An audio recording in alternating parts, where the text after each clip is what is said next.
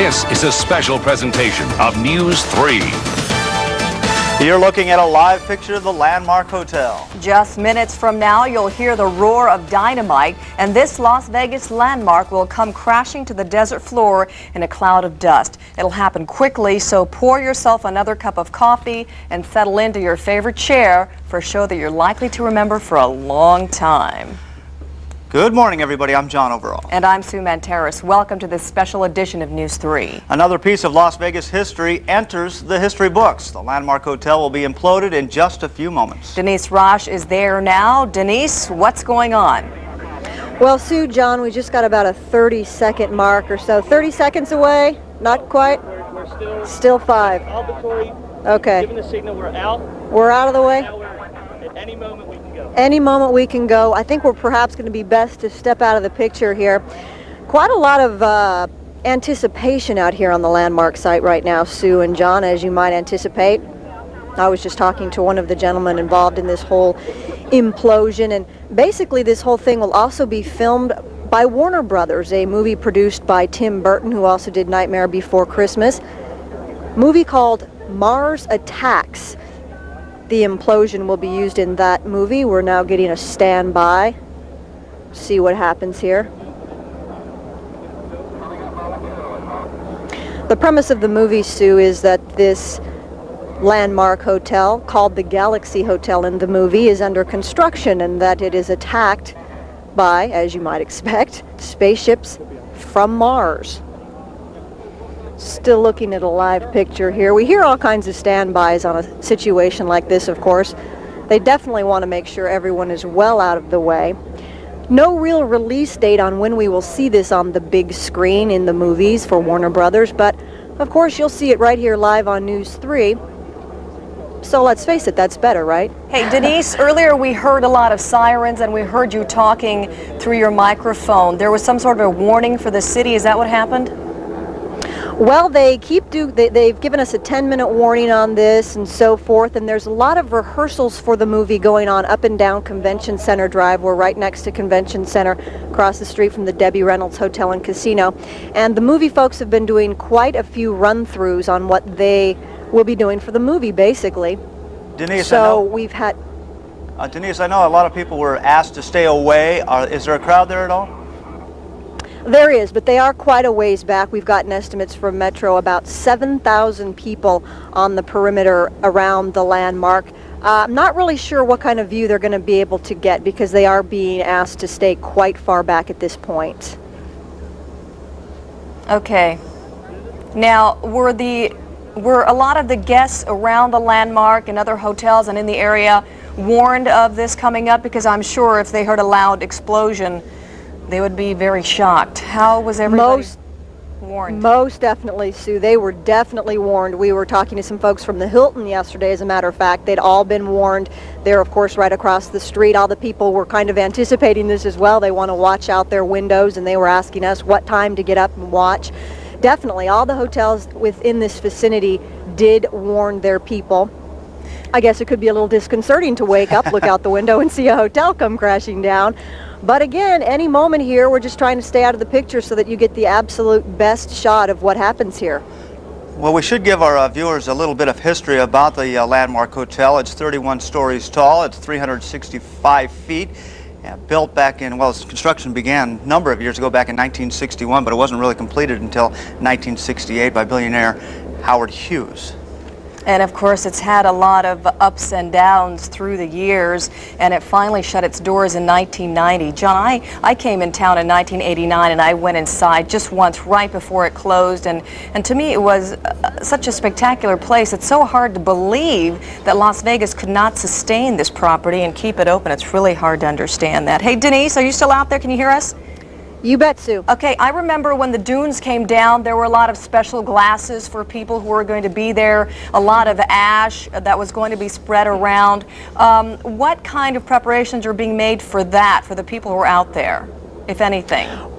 Well, really, this is not the big publicity event that the Dunes was. Of course, Steve Wynn wanted folks to come out there and see the Dunes come down. This, much more quiet event, as of course the demolition experts had asked everyone to stay away, matter of safety and also matter of crowd control. Nothing really in the way of souvenirs, if that's what you're referring to. No one can really get that close at this point. Of course, once the hotel comes down later on this afternoon, I'm sure we'll see quite a few people out here on the site trying to get a good look, but it is a demolition site and it is dangerous, so of course you are asked to at least stay behind the fences if nothing else. I know a lot of people do want a piece of history, but at this point there's nothing in the way of souvenirs that you can really even get your hands on. Okay, right now we are looking at live pictures from Chopper 3. And Denise, give us a little perspective. How far away from the landmark are you? Well, I guess I would say about quarter mile. We have a really good view, but if the tower did topple, you know, as it's not supposed to in our direction, then we would, of course, be well out of the way. It's supposed to topple from our perspective right across the screen, I should say, so it would really be an excellent, excellent shot for the folks there at home. And again, this... I'm sorry, Sue. How many seconds is it supposed to take, Denise? Just a matter of seconds, really. They always say to anticipate, you know, less than 10. It's a little bit smaller, I would guess, than the Dunes. It's smaller in size. The dynamite here is a fraction of what they used on the Dunes. You might be interested in that. About 100 pounds of dynamite used here at the landmark. I understand that there's some mortars placed at the base as well. I believe that's more of the special effects for the movie, however. Right. For our viewers just tuning in, we are waiting for the Dunes Hotel to be imploded. I'm sorry, I call it the Dunes. It's actually the landmark. Okay. Yeah, we want to also tell you that we have many perspectives at the landmark today. We've been talking to Denise Roche, who is on the ground just sort of across the street from the landmark, but we also have reporter Jack Finn. And Jack, are you out there, and what vantage point are you at? Sue, I'm across the street at the Riviera Hotel on top of the parking garage, and as Denise mentioned, we are just seconds away. We're waiting for the thing to come down right now, and from the vantage point we have here, the hotel is going to be falling almost directly toward us. I don't know exactly what to expect, but we know when the Dunes imploded, both towers, there was that huge cloud of dust that covered a good part of the city, and we're right in its path right now. And from where I am in front of the Las Vegas Hilton, I can see the crowd starting to gather. We're going to leave this shot up for you just in case the thing goes any second. Several hundred people have now gathered. When we first came out here about 4:30, there weren't that many, and as Denise mentioned, that's what people wanted. They don't want a whole lot of people out here. In fact, Metro has been put on alert to watch for people rushing the site after the implosion to try to grab a souvenir. So Metro is out here keeping a close eye on the crowd, which has grown considerably in the last few minutes. Several hundred people out here milling around. They heard the sirens and all kind of pushed forward to the front of the police line and are waiting to see what happens, as we are right now. So we are just seconds away, and this is our vantage point here from the top of the parking garage at the Riviera Hotel. We're, I would say, less than a quarter mile away. It should be quite a spectacular view from here. Jack, now yesterday you had a chance to talk with the demolition crew. What are some of the problems that they have to deal with this hotel? This hotel has been a mystery to them. They have come across things that they didn't expect. There's a lack of plans. Blueprints and so forth are missing, and they've noticed structures and things inside the hotel that they didn't expect, including a secret staircase. It's only accessible through one doorway, goes clean to the top of the hotel with no access in or out in between.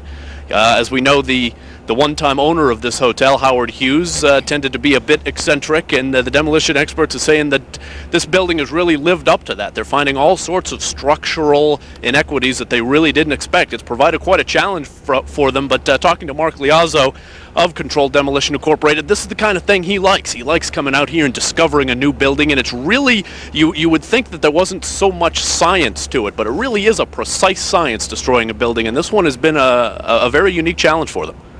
We were just talking about the movie, either Denise or Jack, whoever wants to answer this. Maybe Denise has been talking more to the movie crew who's out there. Earlier, John and I were noticing, of course, this beautiful full moon. This probably makes it much better for them and the movie, huh, Denise? It is absolutely perfect out here. Actually, the moon is now going behind the stardust, so we don't have a very good vantage of it right now. But the movie folks have it lit up brilliantly out here. It looks magnificent. They should have an excellent shot.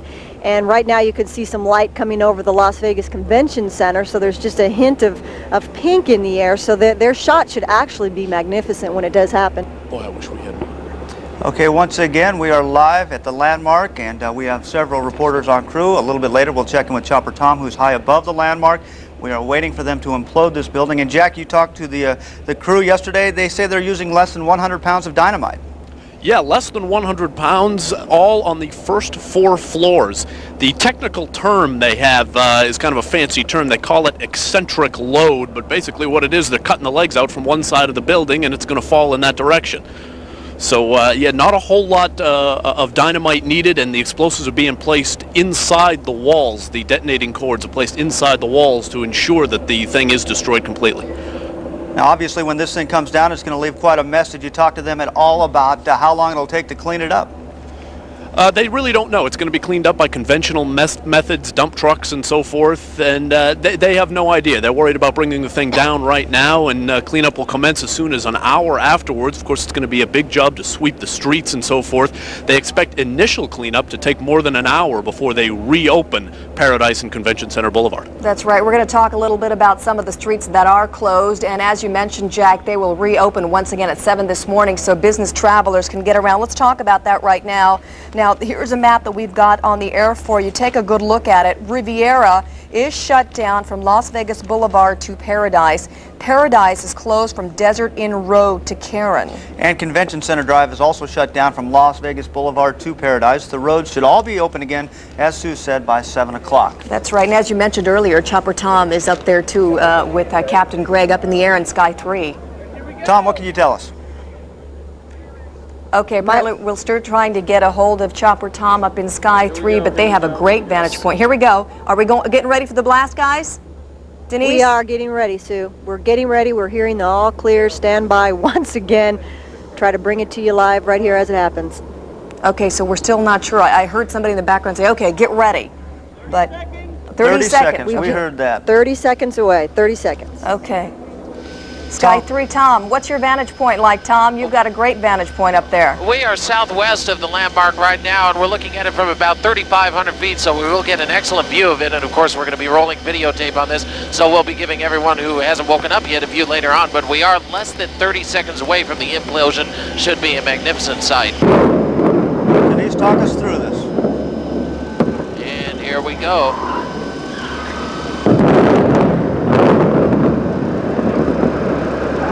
Denise, give us your perspective.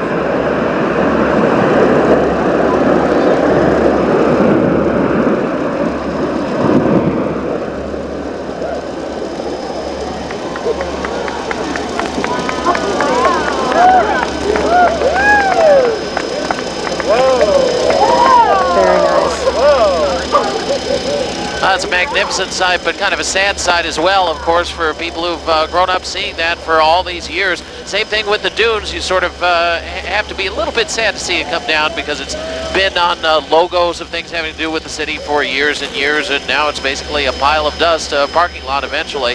But really quite a sight here. That's right. Denise, on the ground, describe what you're seeing. Sue, it's amazing. Of course, the cloud of dust is now headed our way, but it hasn't quite reached this point yet. A lot of applause down here on the ground. People thought it was just amazing. It looked like the building just split in half. I'm sure you saw that as well. Cloud of dust moving this way. Too bad I didn't bring a mask with me, I guess. Well, they let us. Now, Denise, we heard it. Could you feel it from your point? I couldn't feel a vibration, but it was go down loud. lower. It was a lot louder than I really kind of anticipated. I do hope that all those people in the hotel heeded the warning that this was going to happen, because if they weren't awake before, they are definitely awake now. As a matter of fact, up on the Debbie Reynolds Hotel, I see a lot of people out on their balconies all watching, applauding, I guess. It was quite something for both locals and visitors. What about Jack? What about you from the Riviera? What's going on? Okay, Jack is not there right now. You know, as Tom Hawley mentioned, it is a sad sight. It was a sad sight. It was spectacular, but it is sad to see something like that come down. Another part of Las Vegas history is gone. And I thought it was a gorgeous building. It really stood out in the Las Vegas area, and too bad. And for a long time, that was the tallest building along the Strip and had the best vantage point for a view. and now it's dust. That's right, that's right. And, oh, there it is. That's probably the more prop for the movie scene. As Denise had mentioned, it's going to be known as the Galaxy Hotel. And, of course, Warner Brothers crews are shooting this for a movie called, what was that, Mars Attacks? Right. Okay. And, Denise, what else is going on? Yeah, go ahead. If you can't hear us now, you can see already now through all the dust here a lot of the rubble from the landmark. Of course, there's a police crew a bit closer than us, but definitely you can see the wreckage at this point, and it is just a pile of concrete and steel. A lot of the dust still spreading, though, so hopefully people are having their windows closed if they're by here. It's going to be something to see in about 10 minutes or so when this dust settles. Definitely we're going to have an excellent vantage point from right here. Hey, Denise, have you talked to anybody who has lived in Las Vegas for a while and their feelings about the landmark coming down? Yesterday, actually, we did that all day yesterday. I talked to one retired Metro officer who really had some stories about the landmark. He was telling me how back in the early 70s, both the officers and the well-known hoods at the time, everybody hung out at the landmark. Everyone knew one another, and while they didn't necessarily socialize, everyone just happened to gather at the same place, and one of those places was the landmark. A lot of people that worked there were out yesterday. They were taking pictures. They were talking about everything from the buffet to the spectacular view you had when you ate at the restaurant that, of course, used to be at the top of the landmark. And by the way, some people say that the top of the landmark used to turn. I can tell you that that is definitely not true. Originally it was supposed to, but the mechanism was never put in place, so the top of the landmark never did turn. Okay, Denise, I think Jack's going to talk to us now. Jack at the Riviera, what's going on over there? Well, Sue, the cloud of dust has stopped just short of me, thankfully, and when that thing went down, we're on top of a parking garage about 4 stories. It definitely shook. The building, as Denise mentioned, seemed to split almost in half after 2 distinct explosions down below, and then there was the pink flare, a fireworks-looking type of flare that's part of the movie effect, and down it came. The tremendous cloud of dust now covering anything, but not blowing in this direction quite as much as I thought. But the ground definitely shook over here. The crowd down in front of the Hilton is starting to disperse a little bit, and there is not the anticipated rush for souvenirs and debris and so forth that Metro had feared. Right now, everybody seems to be wanting to get out of the way of this cloud of dust, but it was something to see and feel from across the street here in the Riviera parking garage. Okay, Jack and Denise, we thank you very much. We're going to step aside for a commercial break, but when we come back, we'll check back with everybody on the scene. Stay with us. A magnificent sight. Welcome back to News 3 Sunrise, everybody. This special report. And here we go. This happened just moments ago, the Landmark Hotel. Let's watch it come down.